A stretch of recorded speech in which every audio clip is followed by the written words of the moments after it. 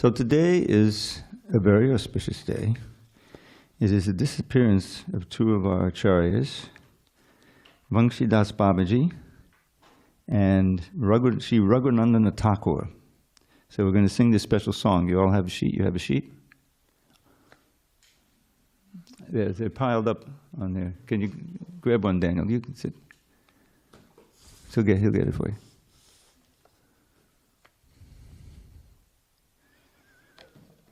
So first here and then.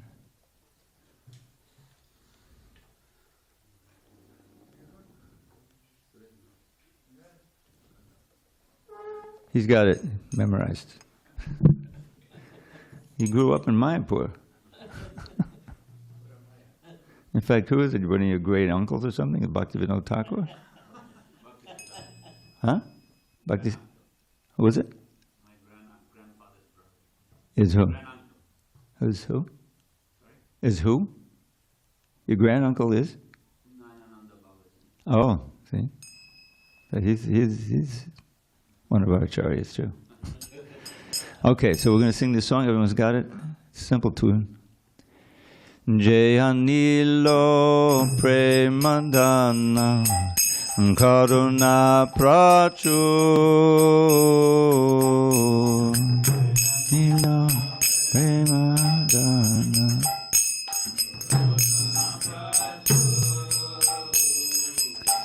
Heno Prabhu Kota Gela Acharya Thakur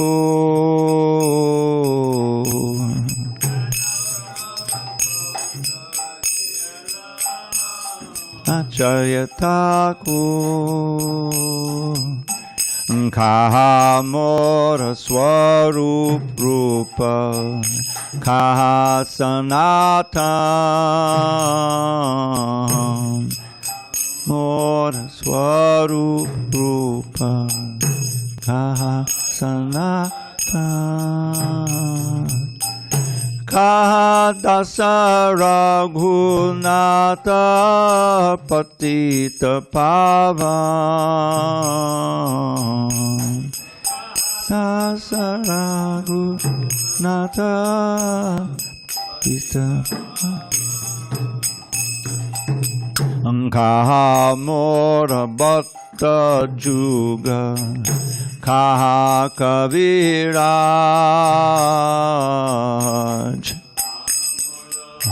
Bhatta Juga Kaha Kaviraj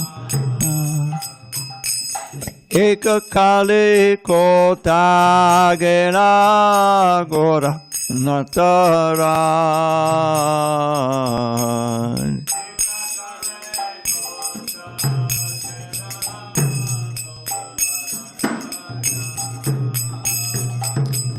Bhashane Kutimbo Mata Annale Pashibo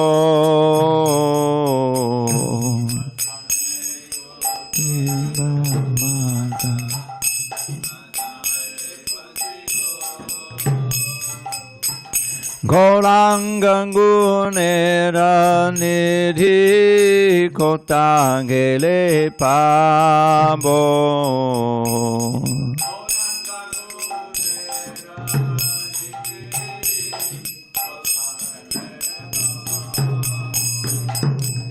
Se sabba sangira sangi je koi lo bilas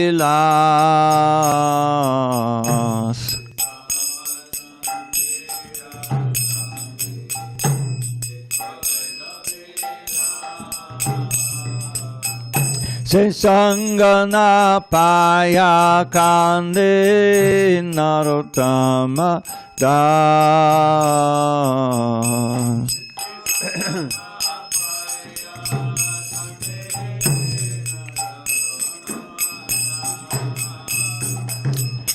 Jayanilo Premadana Karuna Prachur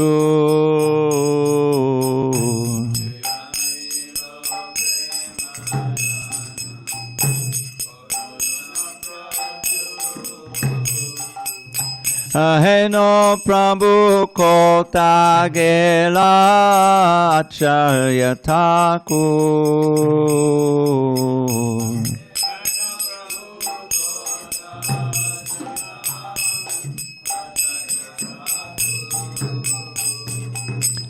Jaya Acharya Thakur, Acharya Thakur, Acharya Thakur, Jaya Acharya Thakur.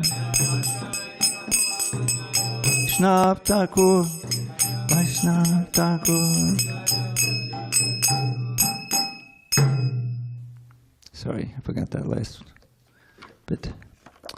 He who brought the treasure of divine love and who was filled with compassion and mercy, where is such a personality as Srinivas Acharya gone?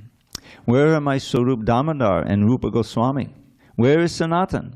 Where is Raghunath Das, the savior of the fallen? Where are my Raghunath Bhatta and Gopal Bhatta? And where is Krishna Das Kaviraj? Where did Lord Gauranga, the great dancer, suddenly go? I will smash my head against a rock and enter into fire.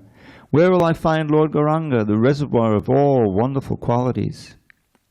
Being unable to obtain the association of Lord Gauranga, accompanied by all of these devotees in whose association he performed his pastimes, Narottam Das simply weeps. Okay, so we traditionally sing this song on the disappearance day of great acharyas. And today we're going to read about Sri Vamsivadana Thakur first. When Sri Vamsivadana Thakur, Vamsivadana Thakur, appeared, Lord Chaitanya and Sri Advaita Prabhu were staying in his home. After the disappearance of Srimati Vishnu Priya Devi, Vamsidas moved her Mahaprabhu deity to Koladvip, the present-day city of Navadvip. He began worshipping him along with Pranavallabha, a deity of Krishna. Vamsivadana, or is it Vamsivadana? There's no diacritics in this book. Okay. Vamsivadana wrote wonderful poems and songs expressing the philosophy of Gaudiya Vaishnavism. He was also the incarnation of Lord Murli Manohar's flute. Murli Manohar is a name for Krishna, emphasizing his playing the flute in a very enchanting way. So it's not surprising that Vamsivadana Thakur's works contain sweet, mellow expressions of devotion. And then now we'll read about Raghunandana Thakur. Sri Raghunandana Thakur, being called away on medical business, Mukunda Das once asked his young son, Raghunandana, to offer the Rajbhoga to the family deity of Gopinath. Raghunandana prepared everything timely, carefully, and with great devotion. When he made the offering, he remembered his father's order: make sure the deity eats the offering. Ringing the bell, the simple boy told the Gopinath deity, "Eat, eat!" Just a little boy. Raghunandana began crying when he saw the untouched food remaining on the deity's plate. He feared his father's anger for his inability to make the deity eat.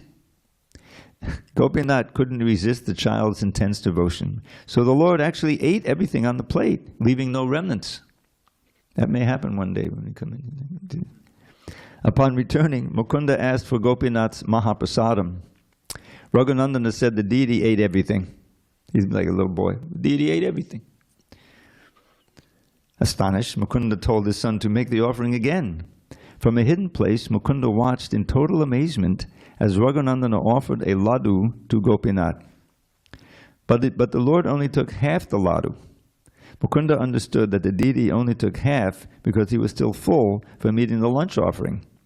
Choked with divine emotion in appreciation of his pure devotee son, Mukunda embraced Raghunandana. Later in Jagannath Puri, Lord Gauranga lovingly asked Mukunda Das, "Who is the father and who is the son?" Mukunda replied, "Raghunanda is definitely my father, because he has given me Krishna Bhakti and showed me pure Krishna consciousness." Close quote. In Krishna Lila, Raghunandana is Kandarpa Manjari, or Pradyumna, of the Chaturvyuha. His samadhi, the place where his body is buried, is in the 64 samadhis area. Srila Vamsivadana Das Thakur and Raghunandana Thakur ki jai. So now we have a special. The kids have got the big one, and they've got the Chaito Dharpana verse on there, so they couldn't write that verse on that one. But I think you'll be able to check it out. Okay. Oops. Okay, sorry about the delay.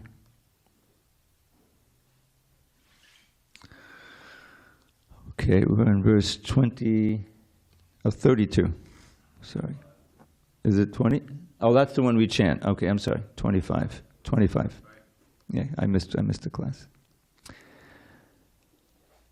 Narayanam namaskritya Narang chaiva narotamam Devim saraswatim vyasam Chato jayamidiriye. Before reciting the Srimad Bhagavatam, which is our very means of conquest, we should offer our respectful obeisances unto Lord Narayan, the Supreme Personality of Godhead, unto Narayan Rishi, the supremest human being, unto Mother Saraswati, the goddess of learning, unto Srila Vyasadeva, the author, and unto Srila Prabhupada, the translator, commentator, and our spiritual master. Nashta Prarisha Badreshu Nityam Bhagavata Sevaya Bhagavatyuttama Shloke Bhakti Bhavati Naishtiki. By regular attendance in classes on Srimad Bhagavatam and by rendering devotional service to the pure devotee, all that is inauspicious within the heart is destroyed almost to nil, and loving devotion to the Supreme Lord, who is glorified in transcendental songs, is established as an irrevocable fact. Om Namo Bhagavate Vasudevaya. Om Namo Bhagavate Vasudevaya. Om Namo Bhagavate Vasudevaya. On this 28th day of July, 2025, in San Diego, we're reading from Srimad Bhagavatam, translation and commentary by His Divine Grace A.C. Bhaktivedanta Swami Prabhupada. And we are in Canto 8, Withdrawal of the Cosmic Creations. Chapter 19, Lord Vāmanadeva begs charity from Bali Mahārāja, text 25 through 32, and we'll chant 32. So I'll do this one alone. Pungsoyam sangshrater hetur asantosho takamayoho yadvichayo papannena santosho muktaye smitaha. Material existence, now this is Vāmanadeva speaking to Bali. Material existence causes discontent in regard to fulfilling one's lusty desires and achieving more and more money. This is the cause for the continuation of material life, which is full of repeated birth and death. But one who is satisfied by that which is obtained by destiny is fit for liberation from this material existence. Text 26, I'll just read English. A Brahmin who is satisfied with whatever is providentially obtained is increasingly enlightened with spiritual power. But the spiritual potency of a dissatisfied Brahmin decreases as fire diminishes in potency when water is sprinkled upon it. Therefore, O king, from you, the best of those who give charity, I ask only 3 paces of land. By such a gift I shall be very pleased, for the way of happiness is to be fully satisfied, to receive that which is absolutely needed. And then text 28. Sukadeva Goswami continued, when the Supreme Personality of Godhead had thus spoken to Bali Mahārāja, Bali smiled and told him, all right, take whatever you like. To confirm his promise to give Vāmanadeva the desired land, he then took up his water pot. Now you have to realize, Bali doesn't really know that Vāmana is God yet, right? But I think Shukracharya is going to come in here. Understanding Lord Vishnu's purpose, Shukracharya, the best of the learned, immediately spoke as follows to his disciple, who was about to offer everything to Lord Vāmanadeva. I thought he was just going to do 3 steps of land, but Vyasadeva is illuminating us here. So then Sri Shukra Uvacha, that's 30. Shukracharya said, O son of Virochana, this brahmachari in the form of a dwarf Brahman is directly the imperishable Supreme Personality of Godhead, Vishnu. Accepting Kashyapa Muni as his father and Aditi as his mother, he has now appeared in order to fulfill the interests of the demigods. You do not know what a dangerous position you have accepted by promising to give him a land. I do not think that this promise is good for you. It will bring great harm to the demons. And now, text 32. Did I do Om Namo? Maybe we should do it again. Om Namo Bhagavate Vasudevaya. Om Namo Bhagavate Vasudevaya. Om Namo Bhagavate Vasudevaya. Esha Te Stanam Aishvaryam Shriyam Tejo Yashaha Shrutam Dasyati Achidya Shakraya Maya Manavako Harihi Eshate Stanam Aishvaryam Shriyam Tejo Yashakshrutam Dasyatya Shakraya Maya Manavako Harihi. Okay. Eshate Stanam Aishvaryam Shriyam Tejo Yashakshrutam Dasyatya Shakraya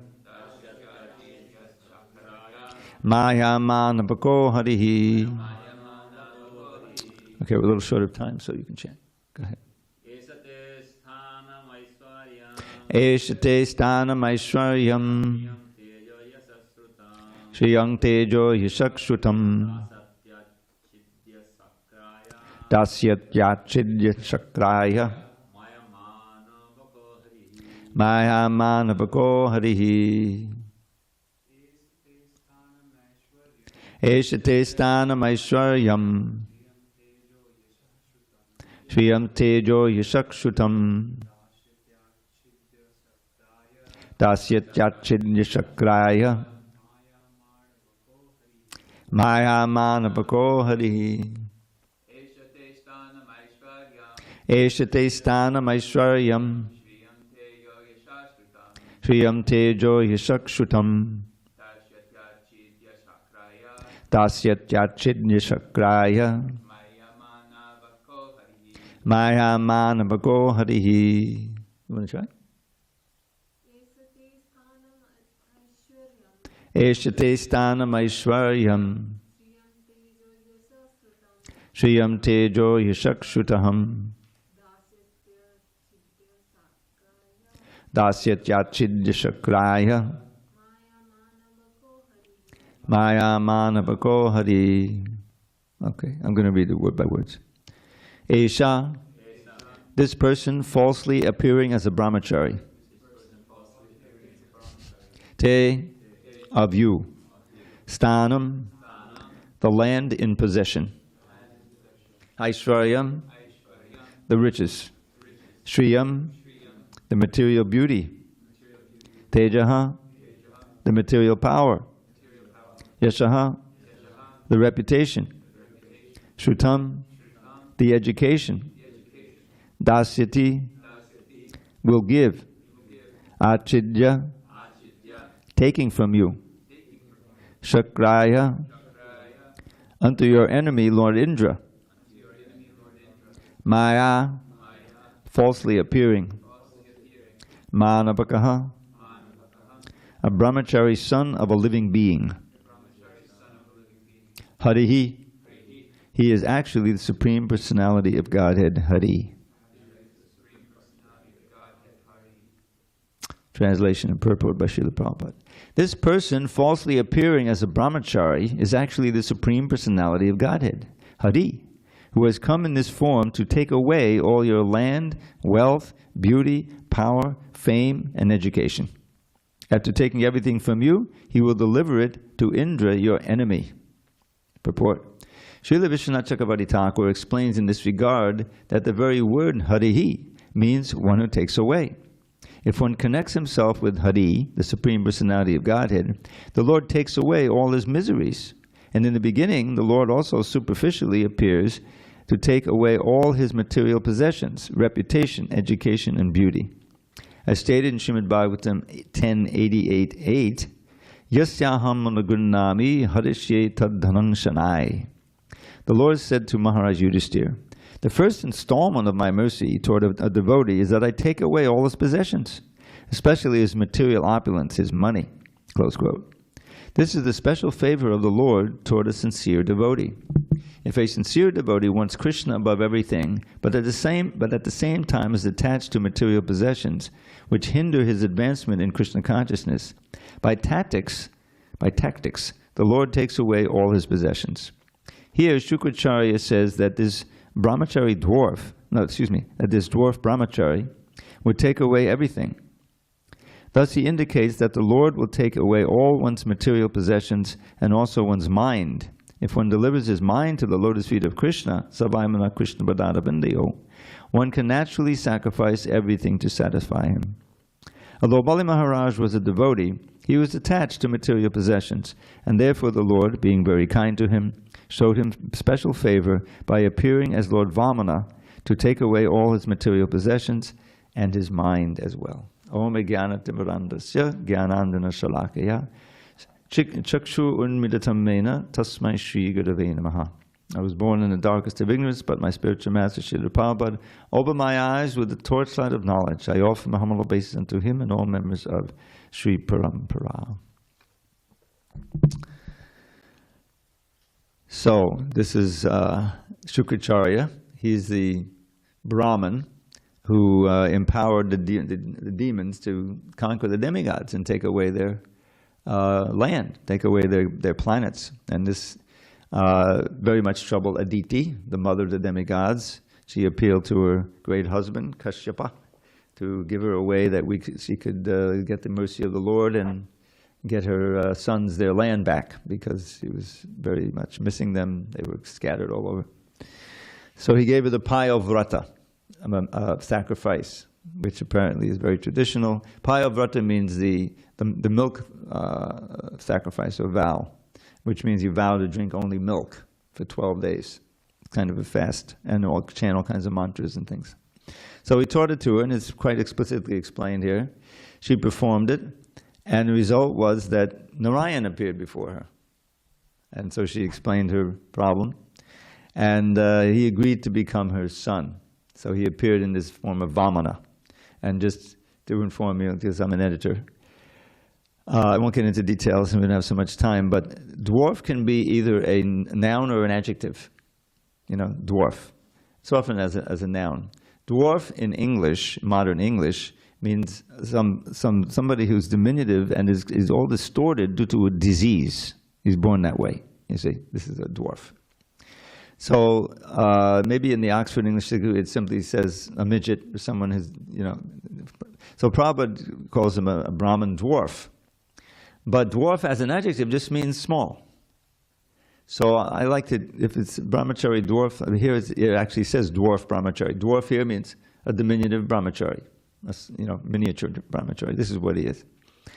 So he hardly looks like God. You know, you can kind of forgive Bali for mistaking him for a brahmachari, sincere brahmachari, Brahman brahmachari. And so he offered him anything. He kept saying he offered him an island, meaning he offered him a planet. You know, the islands, the planets are called dweeps. A dweep is an island, because it's like floating in the island of space, you know, in the ocean of space. So he said, I can give you, whatever you want. I'm in charge of the whole universe. So please add something. So he said, I just want 3 steps of land. I said, why do you just want 3 steps of land? I can give you, So then there was that whole thing we just had, brahmachari or Brahman, if he's not satisfied with simple things, then he can lose his brahmatejas and so forth. It's very important to be very humble. And I think he was also giving them, because I missed yesterday's class because I was preparing for this thing next door, is that being satisfied with what comes of its own accord, recognizing that your material pleasure and pain are already programmed in. You can't really be what you did last birth. This comes up right at the beginning of Bhagavatam. Prabhupada would always quote this verse, this idea. I think Prahlad gives us the same instruction, but Narada Muni to Vyasadeva, he says, he comes because Vyasadeva is troubled. He's written all the literatures that we know, all the Vedas and the Puranas and the Mahabharata and the Upanishads, and still he's dissatisfied. So he suspects he knows why, but Narada comes, he says he can sense it, and he informs him succinctly that it's because you haven't written anything wholly and solely about Krishna, the Supreme Personality of Godhead, His glories, the glories of the devotees, and the glories of Bhakti, of the Krishna consciousness, devotional service. That's why you're dissatisfied. So then he gave him some instruction. You sit in meditation because of the advancement. You'll be able to see Krishna's pastimes and everything will be instructed to you. So that's there in the first canto also. So in those verses of Narada Muni, I think it's 5th chapter of the first canto, this verse appears. Prabhupada quoted all the time. So Narada says to Vyas, Tasyaiva heto prayate kovido nalabhyate yad brahmatam aparhida. Talabhyate dukkavadannyakaksukam kalena sarvata gabhira rangasa. So he's saying one should strive for that goal, heto, which can be a cause or a goal. Prayateta, strive very hard. Prayateta kovido, those who are intelligent, wise, for that which they have not achieved from going up and down the universe through all of our incarnations, from Brahmaloka down, that you can't get that way. And as far as your happiness, trying to increase it here, that's foolish. It's all programmed in. Kalena sarvata gabhira rangasa. Tasyaiva hetu nalabhyate yad brahmatama payate talabhyate dukkavadanyukaksukam. Dukkha is misery and sukha is happiness. Kalena sarvata, it's going to come in time according to your activities. In other words, you can't really increase it. This whole endeavor to get more money so you can enjoy more and so forth, it's all programmed in, So there's no point in it. Plus, even if you do get it, it's still temporary because it's based on the senses. Yehi sangsparjita boga dukkha yonaya evate adyandabanta konteya nateshu ramate buddha. Practically I quote this verse on every class because it's so pertinent. So Krishna says in Bhagavad Gita, 5th chapter, text 22, that yehi sangsparjita boga, the happiness that comes of the senses counting their objects, in other words, sense gratification. The wise are not interested in it, such happiness. Why? Because they know that such pleasure is the source of all misery and it's temporary. It comes and it goes. That's part of what's miserable about it. You may enjoy it, but you can't keep enjoying it. You have to. It's temporary, flickering. So how do they enjoy? That's in the previous verse. Bhaya sparshesu asaktatma vindityatma yat sukham sabrahma yoga yuktatma sukham akshayam ashnute. Now the last phrase in that verse is very key. Sukham ashnute. The yogis who know, they take their pleasure in serving the Supreme Brahman, Krishna. You see, and therefore they're not interested in this bhaya sparsheshu, this external stimulation of the senses, sense gratification. Because they know where real happiness lies. Sukham akshayam ashnute. They enjoy unbroken happiness. You cannot find that here. Unbroken pleasure. And it doesn't say it there, but ever increasing also. That's spiritual pleasure. That's ananda. And that's the kind of pleasure Krishna enjoys in the spiritual world with his devotees, his friends, his parents, his lovers, even the everything's conscious. The cows, the trees, they're all fully conscious. Welcome, Hannah. Hare Krishna. So that's real happiness. So Vāmana is preaching, this knowledge. He's saying that no, if I wasn't satisfied, by just getting these 3 steps of land, then I wouldn't be satisfied with all the planets you want to give me. That's what a brahmachari and what a brahman is. So that's the principle. So now Shukracharya, he's taken the role here. It's an amazing thing that he has another name. I think it's Ushana. And Krishna in the 10th chapter of the Bhagavad Gita. You may recall that after he reveals, there's those 4 essential verses, Aham Sarvasya Prabhavo, I am the source of everything, I'm God, basically, he tells Arjuna. And then he tells how my devotees worship me, Machitta Madgata Prana, Bodhayanta Parasvam, they give their very life energy to serving me, and they glorify me together, right? And they enjoy Tushtanti Chadamanti Cha, spiritual happiness, very satisfied.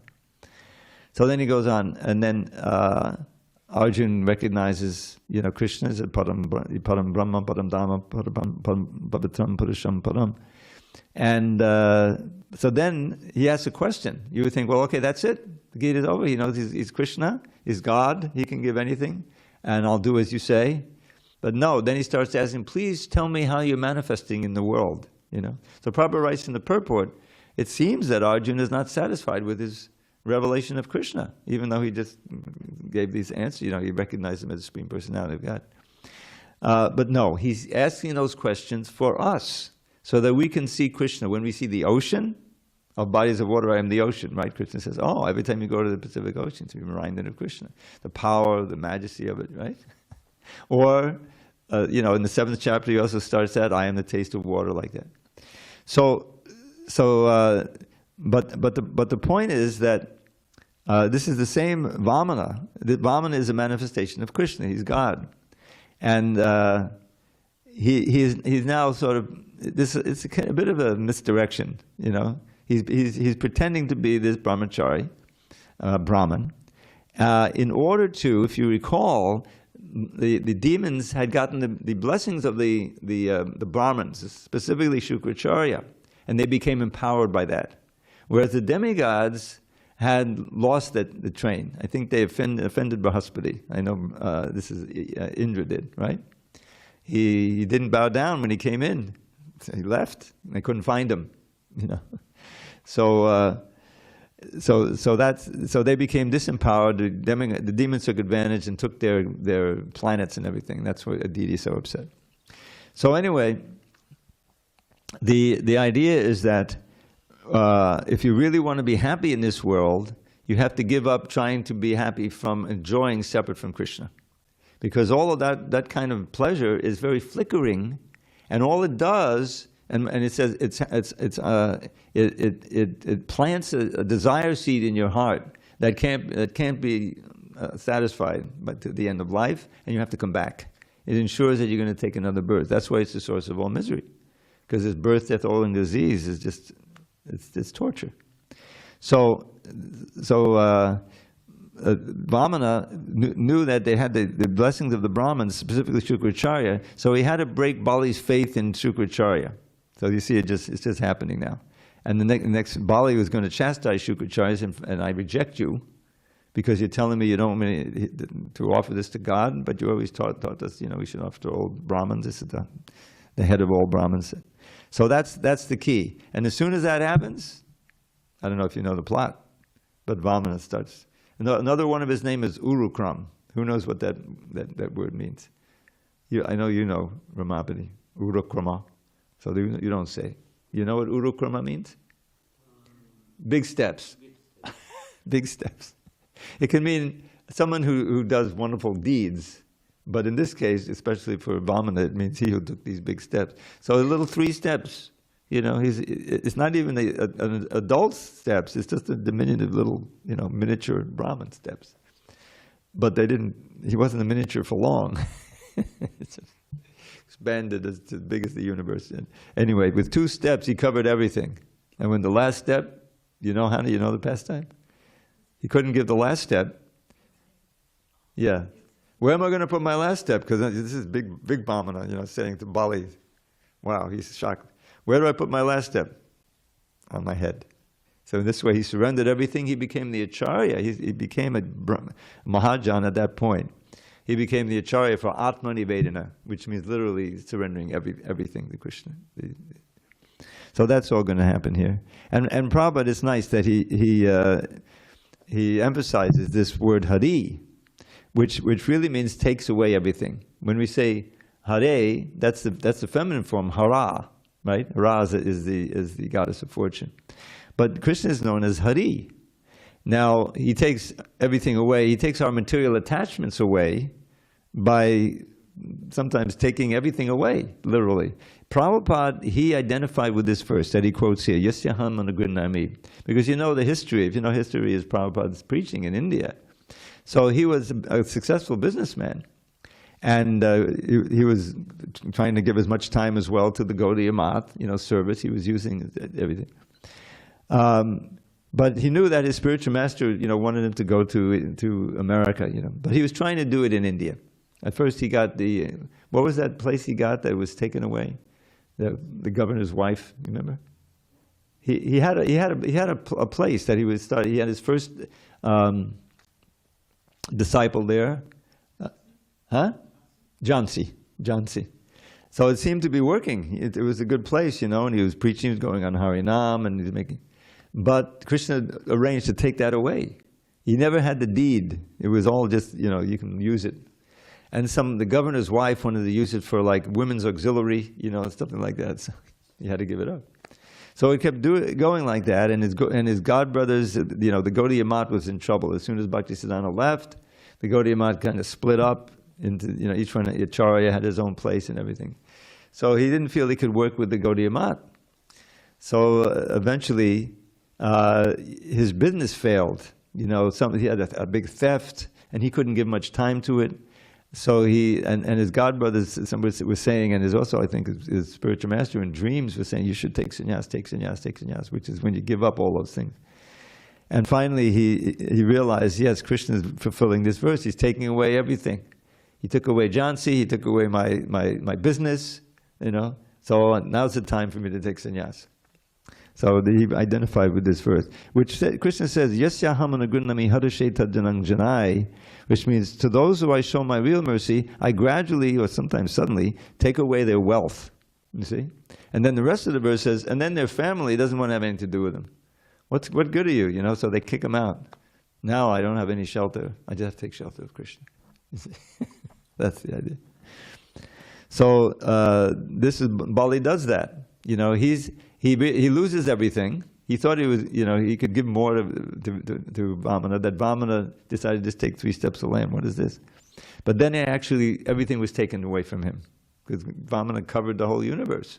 He even kicked a hole in the covering of the universe, and the causal ocean leaked in, washed over his feet, and full of the dust of his feet. That became the Ganges. And how it comes down to earth is a whole chapter in the 5th canto. Demigods were transporting it plane by plane, the water, to come down. But it's still coming down really forcefully. So, Shiva, he agrees to let it hit on his head because it won't cause any injury.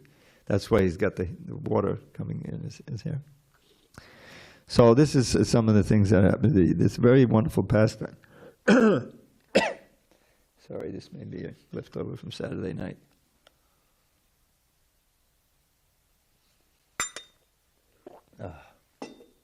So any questions, comments? I have to get ready for my next engagement. Local, yes, Bhakti Daniel, but we need a mic. You got it? Okay. How is the Lord going to take away the education from Bali? Yeah. Oh. Bali Mahārāja. Or he's saying he's taking away his wealth, his beauty, and his education. I was curious as to how that's supposed to happen. Well, it's a good question, because that seems to be something very subtle. It's in your mind. How could he take it away? But I think the way it can be taken away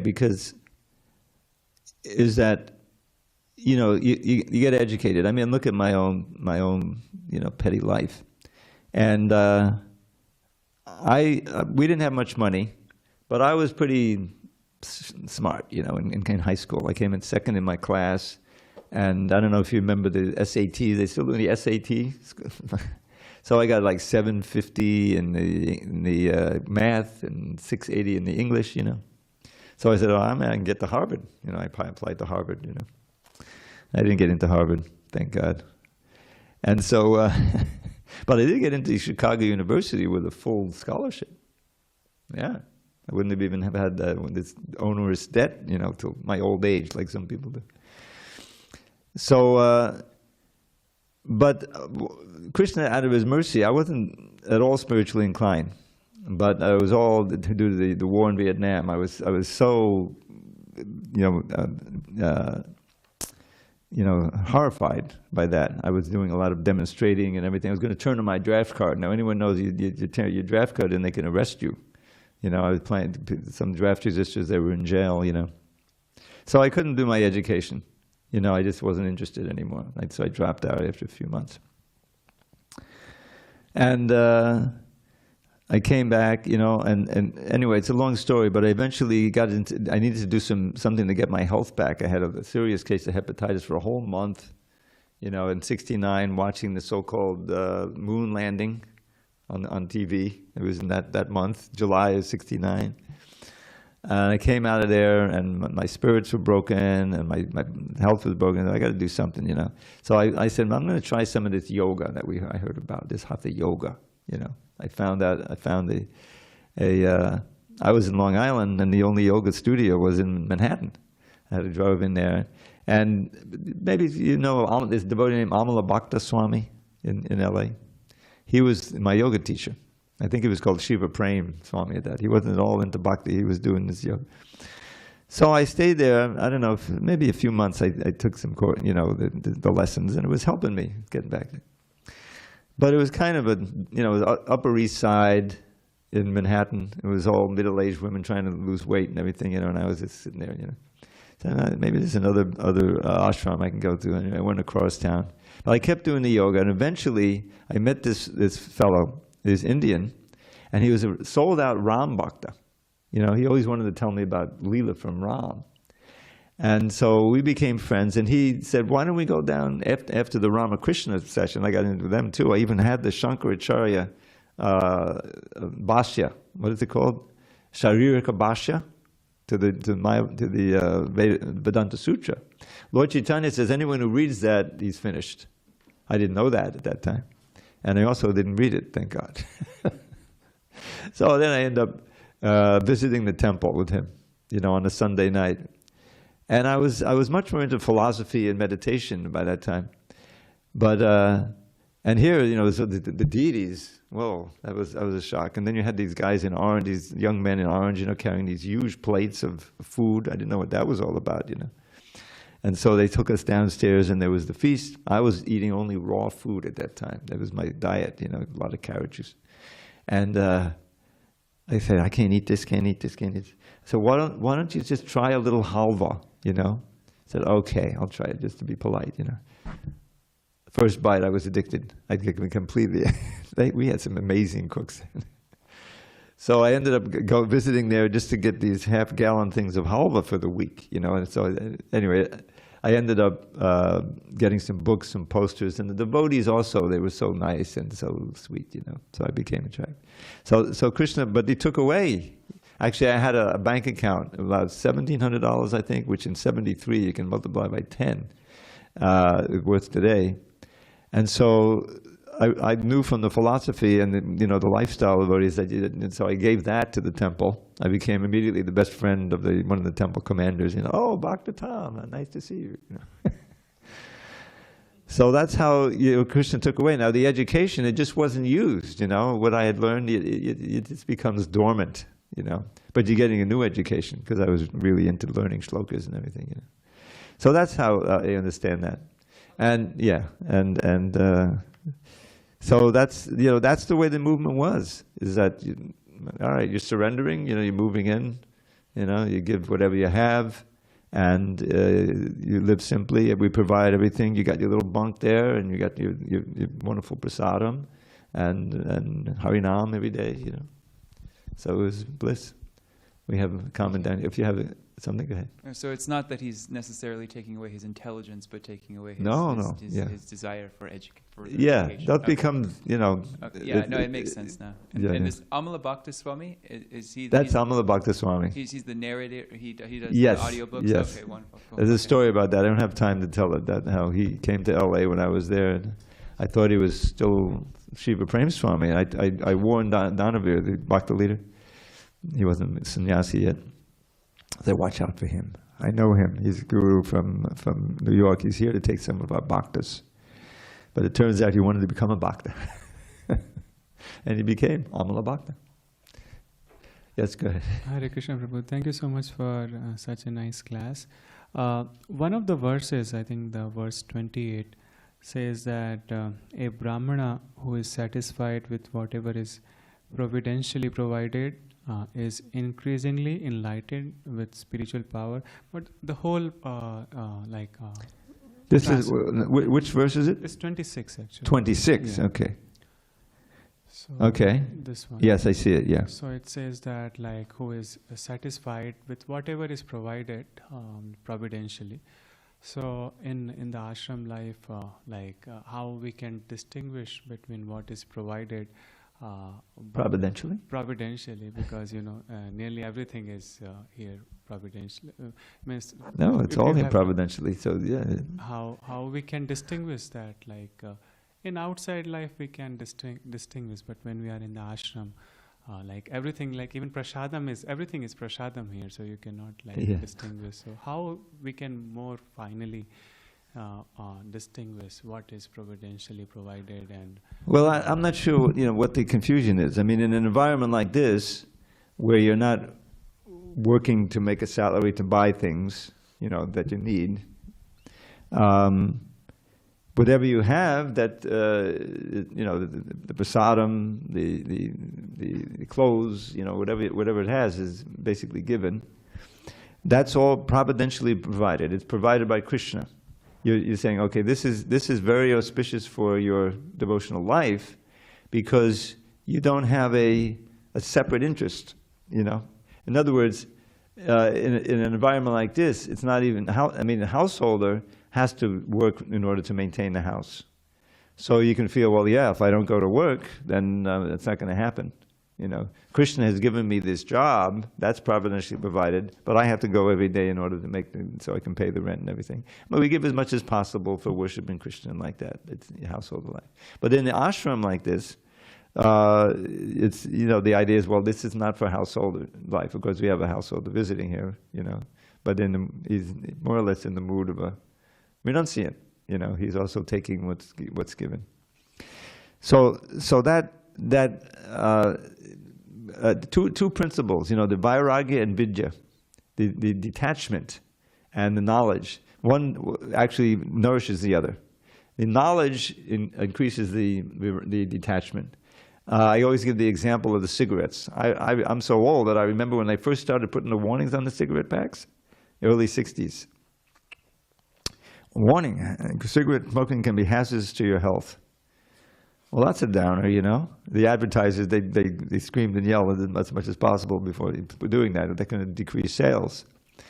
But still, a lot of people read that, and they were so much addicted to the cigarette, the tobacco, nicotine, that they couldn't stop, So the point is that these attachments that we have that are nourished by, if we want something in the material world, we work hard to get qualified, to get a job, to get that, and now we have it, then you identify with it. This is a sign of your success in material life. But really, it's kind of another bars in the prison, keeping you bound up to this world. Because what happens? Those deep desires in your heart are there, and when you die, they're still there. That's your subtle body. And so it brings that conditioning. This is the knots in the heart. They keep you tied to this material world, birth after birth. You see, that's the problem with material pleasure. That's why it says that it's the source of all misery, because it brings you back to birth, old age, disease, and death. So the whole idea is to sublimate the desires. We don't use that. Prabhupada didn't use that word, but it's exactly what it is. Is that the desire? Yeah, but he used the principle in prasadam. Well, everyone likes to eat, So these brahmacharis, they're not having sex and everything, So that eat as much as you can, until you waddle like a duck, right? In other words, that's okay because it's purifying. But then you say atyahara priyasascha, then you read an Ikta instruction. Okay, so now you're not a new brahmachari anymore. You're an old brahmachari. Now, don't eat too much. That's not going to help you. It make you sick. So the idea is that Prabhupada said, okay, well, we'll concentrate all this. If someone is satisfied eating the gulabjamins and the wonderful sabji and everything, that's why he filled up the 22nd Avenue. People were coming back. The kirtans were nice, but especially that prasadam, you know. And then the fortunate ones, they graduate from that platform. They still like to take prasadam, but they're also relishing the chanting and the service and all the other, especially Harinam. So that's the idea, is that the providentially it's provided, but it's satisfied with whatever comes of its own accord. There's this verse, Tattenu kampam susimikshamano, bundana evapna kritam vipakam, ridmag vapurbi vadatam namaste jivete yo muktipadesa dayabak. Tattenu kam, whatever happens, we get things, you know, in the Western churches, I heard this happen especially after World War II. You had the thousands and millions of widows in Germany. Their husband went off to war, and a lot of them were killed, you know. And so they were Lutherans. They would go, you know, and pray like anything for the return of their husbands and sons and brothers and everything. And a whole bunch of them didn't come back. Or if they came back, they were horribly wounded or whatever, you know. So they lost their faith. They prayed. We were praying like everything. And what is God? You know?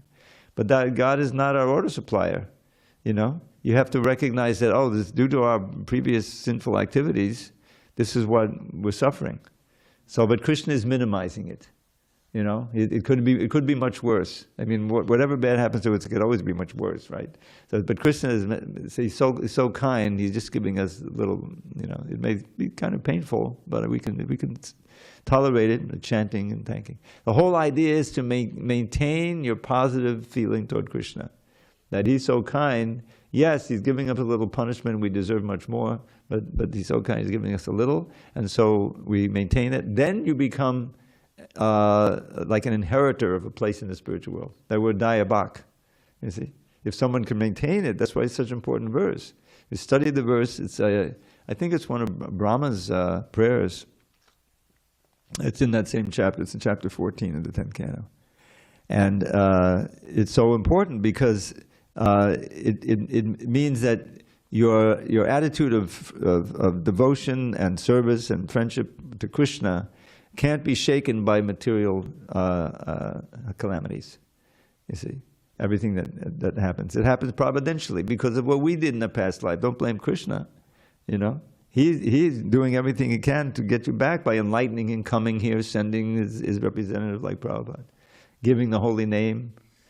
So it's foolish to say, well, where's that God? You know, I worshipped every day. I still came down with cancer. No, that's because you have a material body. You have something in your karma. I mean, we had this wonderful Bhakti in here, the daughter of Yamunapati. She grew up here. You remember Gaur, you know. Wonderful. I remember I used to live right across from them when I first came here, in an apartment down the street. And she was just a little girl, you know, and then she got a little older and she took up the flute. Yeah, flute playing. And I played the flute. And I said, well, this is great, you know, and we played a little bit, you know. But she grew up, then she went to UK and was in school there, you know. And I don't know all of her history there, but I know that she got on the Polish tour with Indra Swami. You know, everyone knows what that is, right?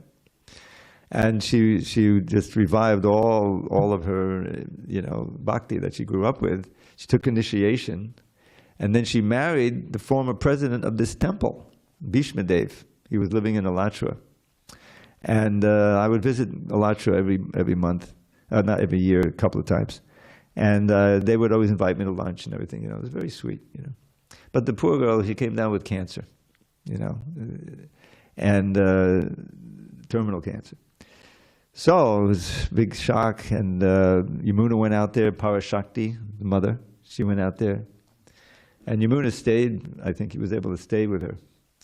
And I would call a couple of times, I called 2 or 3 times during this period, and I would read some of my poetry and everything, you know. But Indra Swami was on for hours. He was in Vrindavan, but he still took time to do it. It was very wonderful.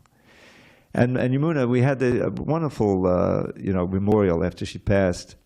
And he said, yes, when she passed, she was so peaceful. It wasn't a sign of distress.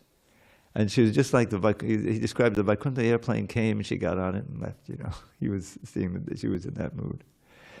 And she's not the only one, because they like me to come and chant, if I'm around. And I was chanting a lot to different devotees. And it's a different thing, because I also spent time in a hospital. I spent a whole year, I thought a lot of karmis die. And it's such a heart-rending experience. Most of the time they're sedated, which is the worst thing. You have to be conscious to try to remember Krishna. They don't know that, so they're unconscious, and who knows what the goal, the fate of that. So anyway, that's Hari. He's taking everything away. He's taking away your material attachments, and he's substituting them with spiritual attachments for him and for things related to him, and for and that is what is liberating. If all your attachments are spiritual, then you go to the spiritual world. I got to get ready for my next engagement. Thank you all for your attention. All glory to Srila Prabhupada.